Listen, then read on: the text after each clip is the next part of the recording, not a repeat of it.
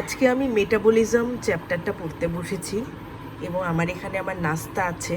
এটা হচ্ছে আমাদের বাসার সামনে একজন আঙ্কেল নিয়ে বসেছিলেন ছোলা মুড়ি মাখা। আমার কাছে ভীষণ ইয়ামি লেগেছে, তাই আমার জন্য আর আমার আম্মুর জন্য নিয়ে এসেছি।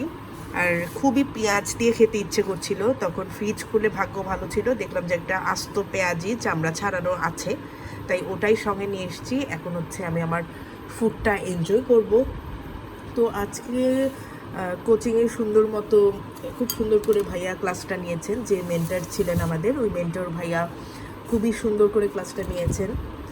আর এখন হচ্ছে আমার প্ল্যান হচ্ছে, মেটাবলিজম হচ্ছে ভীষণ কঠিন একটা চ্যাপ্টার।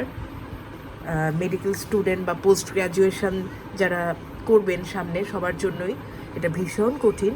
এবং ভাইয়া খুব সুন্দর করে পড়িয়েছেন, খুব ইজি করে দিয়েছেন, কিন্তু আমার নিজেরও অনেকটা সময় ধরে এটা পড়তে হবে।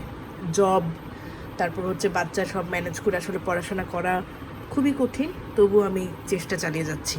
সবাই ভালো থাকবেন, আল্লাহ হাফেজ।